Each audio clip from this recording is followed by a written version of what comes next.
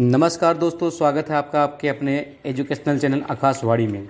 दोस्तों, आपकी परीक्षाएं नज़दीक आ गई हैं, इसलिए आप जल्दी से जल्दी तैयार हो जाइए। आकाशवाणी एजुकेशनल आपके लिए लाया है टॉपिक वाइज पूरी इतिहास, पूरी हिस्ट्री आपको हम पढ़ाएंगे।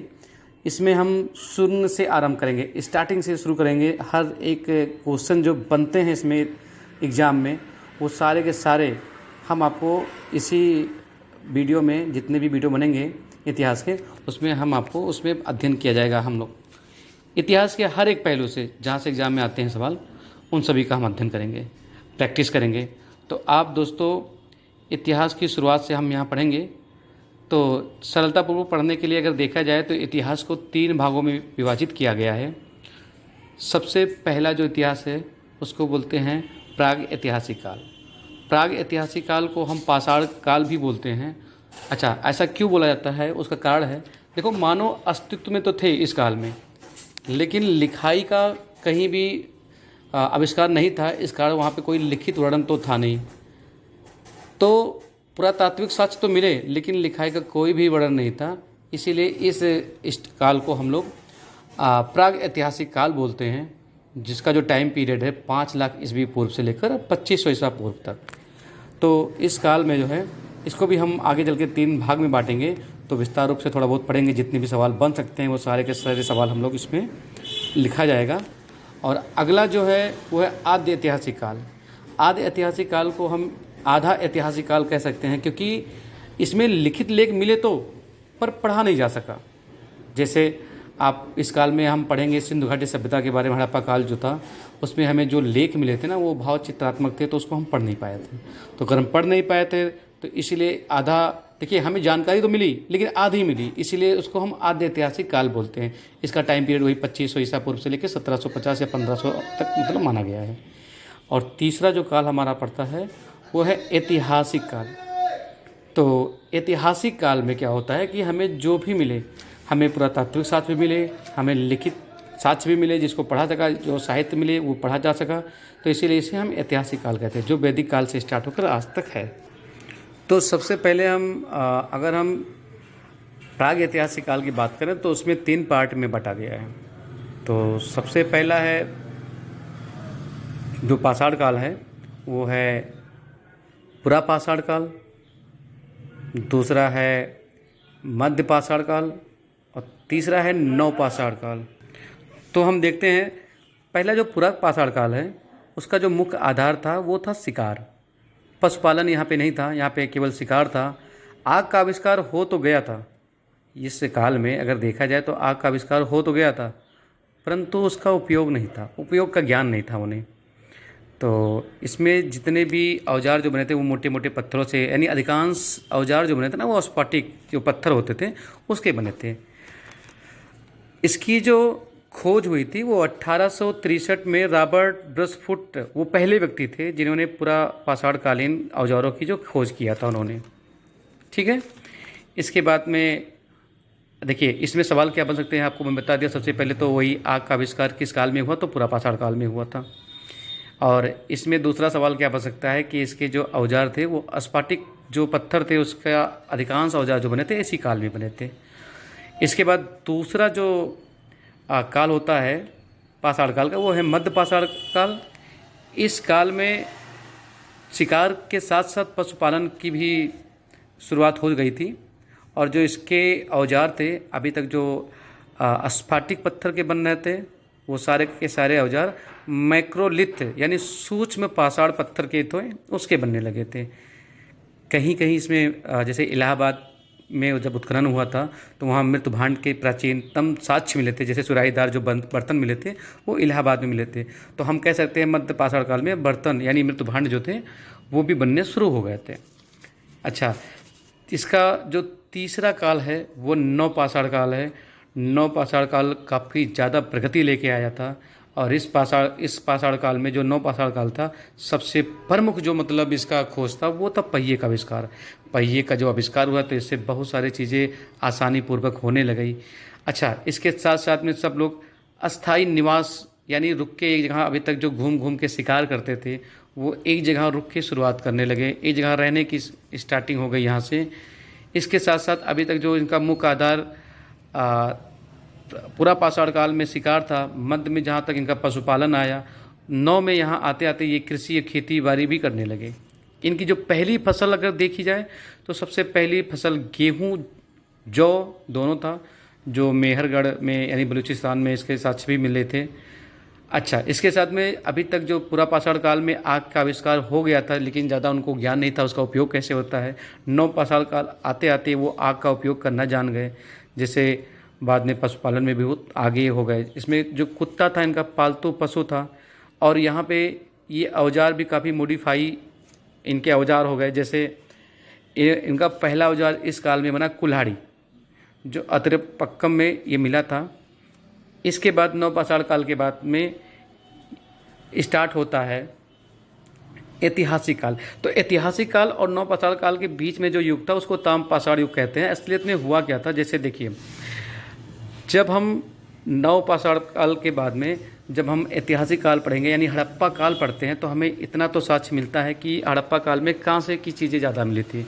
और कांसा आपको पता है कि तांबा और टीन मिला के बनता है, तो तांबे का तो हमें 9 पाषाण काल में ही मिल गया था, तो टिन भी मिला होगा। तो यानी तांबा और टिन मिला के जब कांसा बना, तो ये चीज़ हमें सबसे ज़्यादा हमें हड़प्पा काल में जब मिला था। तो इसका मतलब ताम्र पाषाण काल में हमें तांबा और टिन दोनों इसमें खोज हो चुकी थी। ठीक है, तो इसके बाद अब हम अगला जो मतलब हमारा काल है, तो देखिए इस जो पाषाण काल होता है इससे ज़्यादा सवाल नहीं बनते, इससे सीधा सीधा सवाल पूछ लिया जाता है कि पहिए का आविष्कार किस काल में हुए, आग का आविष्कार किस काल में हुए, किस काल में स्फाटिक पत्थरों का मतलब निर्माण होता था, किस काल में सूक्ष्म पत्थरों से निर्माण होता था औजारों का, तो खेती कहाँ से स्टार्ट हुई, पशुपालन किस काल में स्टार्ट हुआ। तो ये सारे के सारे सवाल आपको इन्हीं कुछ सवाल ही यहाँ से पूछे जाते हैं। बाकी सबसे प्रमुख जो काल आएगा वो आएगा आद्य ऐतिहासिक काल और ऐतिहासिक काल। तो अब हम स्टार्ट करते हैं आद्य ऐतिहासिक काल, जिसमें लिखित लेख तो मिले लेकिन हम पढ़ नहीं सके। और इसका जो प्रमुख पार्ट है वो है हड़प्पा सभ्यता यानी सिंधु घाटी सभ्यता। तो सबसे पहले हम ये जानते हैं कि सभ्यता कहते किसे हैं। अभी तक हमने पढ़ा कि जितने भी लोग थे वो शिकार करते थे, घूम घूम के रहते थे, और उनके अंदर जो कल्चर था वो डेवलपमेंट नहीं था। लेकिन जब वो एक साथ रहना शुरू करते हैं, ये सबके साथ होता है, जब हम लोग आपस में रहना शुरू करते हैं तो आपस में हम एक दूसरे को जानते हैं, समझते हैं। और आपने देखा होगा जब 9 पाषाण काल आया था तो सब लोग रहने की व्यवस्था शुरू हो गई थी, कृषि शुरू हो गई थी, पशुपालन शुरू हो गई थी, तो धीरे धीरे सारे कल्चर स्टार्ट हो गए थे। अगर सभ्यता की बात की जाए तो सभ्यता का अर्थ होता है मानव समाज में सकारात्मक, प्रगतिशील और समावेशी विकास को हम सभ्यता कहते हैं। ठीक, तो सबसे पहले हम इसमें इस सभ्यता में सिंधु घाटी सभ्यता पढ़ेंगे। सिंधु घाटी सभ्यता जो है एक कांस्य युगीन सभ्यता भी है। अगर देखा जाए मानव पाषाण काल से अव्यवस्थित था, घूम घूम के शिकार करके जीवन व्यतीत करता था। उसने कुछ हथियार का भी आविष्कार करके प्रगति की थी, किंतु तांबा कांसा की खोज ने मनुष्य जीवन में बहुत ही ज़्यादा प्रगति कर दिया, बहुत ही ज़्यादा आगे बढ़ा दिया। अब मानव एक जगह रुककर जीवन जीने लगे थे। एक जगह रुकने से आपस में मेल भाव, संस्कृति आदि का समावेशी विकास होने लगा, जिससे वे सभ्य हो गए। और यह काल सिंधु नदी और उसके आसपास की सहायक नदियों के आसपास होने के कारण इसका नाम सिंधु घाटी सभ्यता पड़ा। तो सिंधु घाटी सभ्यता की अगर हम प्रारंभिक जानकारी देखें तो 1826 ईस्वी में चार्ल्स मेसन ने इसकी जानकारी दी थी। लाहौर के पास में रेलवे लाइन बिछाई जा रही थी, तो वहाँ पे खुदाई के दौरान उसे कुछ साक्ष्य मिले थे।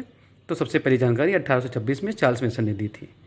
किंतु 1921 में भारतीय पुरातत्व सर्वेक्षण विभाग के महानिदेशक सर जॉन के निर्देशन में दयाराम साहनी ने मांटगोमरी जिला में रावी नदी के बाएं तट पे हड़प्पा नामक स्थल की खोज कर डाली, जिससे बहुत ही आमूलचूल परिवर्तन होता है हमारे इतिहास में।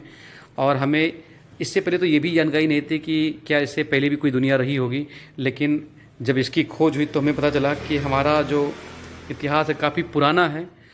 इसके जो तो प्रमुख नगर हैं, एक है हड़प्पा जिसकी खोज दयाराम साहनी ने 1921 में की थी। जो रावी नदी के किनारे है। और दूसरा जो प्रमुख शहर इसका था वो मोहनजोदड़ो था। मोहनजोदड़ो था, उसकी जो खोज की थी रखालदास बनर्जी जी ने 1922 में की थी। ये सिंधु नदी के पास में है। तो सबसे पहले इसके बहुत सारे शहर मिले, कुछ भारत में हैं, कुछ पाकिस्तान में हैं। तो सबसे पहले हम इसका विस्तार देखते हैं, इसका विस्तार कहाँ से कहाँ है। तो जैसा कि हम मैप में देख सकते हैं कि इसका जो उत्तरी क्षेत्र है, यानी उत्तरी सीमा है, वो मांडा जो कश्मीर में पड़ती है वहाँ पे लगता है। और उत्तर के बाद में दक्षिणी सीमा जो इसकी लगती है, आप देख सकते हैं दैमाबाद, ये महाराष्ट्र में पड़ता है, यहाँ पे इसकी सीमा लगती है। और इसकी जो पूर्वी सीमा है वो आलमगीर हिंडन नदी जो अपने उत्तर प्रदेश में पड़ता है, ये यमुना की सहायक नदी है। और उसके बाद जो सबसे पश्चिम में पड़ता है वो है सुतका गेंडोर। ये सारा जो एरिया है ये हमारे सिंधु घाटी सभ्यता का विस्तार है। इसका जो टाइम पीरियड मांगा गया, अलग अलग इतिहासकारों ने इसको अलग अलग टाइम पीरियड में डिवाइड किया है, लेकिन मुख्यतः इसे हम 2500 ईस्वी पूर्व से लेकर 1750 ईस्वी पूर्व तक हम इसको मानते हैं। इस काल में अनेक स्थलों से कांसे की अनेक वस्तुएं मिली, इसीलिए हम इसे कांस्य युगीन सभ्यता भी कहते हैं। इसके अन्य नाम हड़प्पा सभ्यता भी इसे कहते हैं, क्योंकि सबसे पहली खोज हड़प्पा में हुई थी। अच्छा, इसके प्रमुख स्थल की अगर बात करें तो जैसे चन्होदड़ो, रोपड़, बनवाली, मांडा, आलमगीरपुर, लोथल, रंगपुर, धौलावीरा आदि इसके प्रमुख स्थल हैं जहाँ से खुदाई से इसके साक्ष्य मिले थे। दोस्तों देखो, इस टॉपिक से एग्जाम में कई प्रकार से सवाल पूछे जाते हैं। सर्वप्रथम हम देखते हैं कि सिंधु घाटी की सामाजिक, आर्थिक, धार्मिक एवं नगर नियोजन व्यवस्था कैसी थी, क्योंकि सवाल यहीं से बनते हैं यहाँ पे। तो आइए देखते हैं सर्वप्रथम नगर नियोजन। नगर नियोजन सिंधु सभ्यता के लोग जो यहाँ पे जो इनके नगर थे उनका निर्माण बहुत ही उच्च कोटि की थी। सड़कें एवं गलियाँ एक निर्धारित योजना के अनुसार बनाई गई थी। सड़कें एक दूसरे को समकोण काटती थी, जिसे हम शतरंज पद्धति या ग्रिड पद्धति भी बोलते थे। यहाँ की जो जल निकासी प्रणाली थी वो अद्वितीय विशेषता थी। नालियाँ ढकी हुई थी, पक्की थी, आप देख सकते हैं। जो एक मुख्य नाली में गिरता था जाके शहर का पानी। भवनों के निर्माण में मुख्यतः पक्की ईंट का प्रयोग मिलता था, केवल अगर कालीबंगा और रंगपुर को छोड़ दिया जाए, क्योंकि यहाँ पे कच्ची ईंट के प्रमाण मिले हैं। और मोहनजोदड़ो में विशाल अन्नागार भी मिला है, स्नानागार भी मिला है। तो देखा जाए ओवरऑल नगर नियोजन यहाँ की सबसे बेहतरीन थी। हर घर में आपको यहाँ पे किचन मिलेगा, आपको कुआं मिलेगा, स्नानागार मिलेगा, जो कि उस ज़माने में बहुत बड़ी बात है। और दूसरा जो इसका है राजनीतिक व्यवस्था। राजनीतिक व्यवस्था में हम देखते हैं सभ्यता हड़प्पा सभ्यता में जो इसकी राजनीतिक व्यवस्था थी वो व्यापारी वर्ग के हाथ में थी, ठीक। लेकिन हंटर महोदय के अनुसार मोहनजोदड़ो का जो शासन था वो जनतंत्रात्मक था। इसके बाद में राजनीतिक व्यवस्था के अलावा अगला जो टॉपिक है इसमें है सामाजिक व्यवस्था। सामाजिक व्यवस्था में देखिए यहाँ पे जो है सबसे ज़्यादा जो मूर्तियाँ मिली है वो मातृ देवी की मिली है, मोहरों में मिली है, मूर्तियों में मिली है। तो इससे ये समझ में आता है कि यहाँ का जो समाज था वो मातृसत्तात्मक था। यहाँ का जो समाज था वो 4 वर्गों में विभाजित था, जिसको पहला योद्धा था, दूसरा पुरोहित, तीसरा व्यापारी, चौथा श्रमिक। यहाँ के जो खान पान शाकाहारी मांसाहारी दोनों लोग थे, क्योंकि यहाँ अनाज भी उगाना शुरू कर दिए थे ये लोग। यहाँ की खुदाई में हमें आभूषण के बहुत सारे चीज़ तत्व मिले हैं, तो हम कह सकते हैं कि यहाँ के लोग आभूषण का भी प्रयोग करते थे। धार्मिक जीवन देखते हैं इनका। धार्मिक जीवन में लोग मातृदेवी, पशुपति और पशु पूजा के अंतर्गत कुबड़ वाला साड़ जो विशेष पूजनीय था इनके लिए। और पूजन संबंधी बहुत सारे चीज़ें मिली, जैसे कालीबंगा में हवन कुंड मिला, लोथल बनावली में अग्निवेदियाँ मिली। तो यहाँ के धार्मिक जीवन इन्हीं पे आधारित था। इनका आर्थिक जीवन देखते हैं। इनका आर्थिक जीवन कृषि प्रधान था, किंतु पशुपालन और व्यापार में भी प्रचलन में थे यहाँ के लोग। यहाँ के जो प्रमुख फसल थे वो गेहूँ, जौ, चावल, कपास, सब्जियों का भी उत्पादन ये लोग करते थे। कपास सिंधु सभ्यता की ही देन है। यूनानी इन्हें सिडोन कहते थे। इनका जो पालतू पशु था वो कुत्ता था। और सबसे पवित्र पशु की बात करें तो कुबड़ वाला सांड। अगर सिंधु घाटी सभ्यता की लिपि की बात करी जाए तो ये दाएं से बाईं ओर जो लिखी जाती थी, इसका नाम था भाव चित्रात्मक। और इसके कुछ प्रमुख तथ्य भी हम आज जानते हैं। यहाँ पे आपको पता है बहुत सारे मोहरे मिली थी, बहुत सारे, जिसमें आपने देखा होगा कि एक 3 सींग वाला एक गैंडा मिला था जिसको हर जगह मिला था, तो इसलिए हम इसको मानते हैं बहुत पवित्र पशु रहा होगा। इसके प्रमुख तत्व के बारे में हम जानते हैं। सबसे पहले हम लोथल के बारे में बात करते हैं। लोथल में गादी बंदरगाह जो था, मनका का कारखाना भी मिला, हाथी दांत आपके लोथल में मिला। और इसके बाद में मोहनजोदड़ो की बात करते हैं। मोहनजोदड़ो में अन्नागार मिला, कालीबंगा में जुते हुए खेत, अग्निकुंड ये आपके कालीबंगा में मिला। चनोदड़ो में देखते हैं, चनोदड़ो में मनका, वक्राकार ईंट।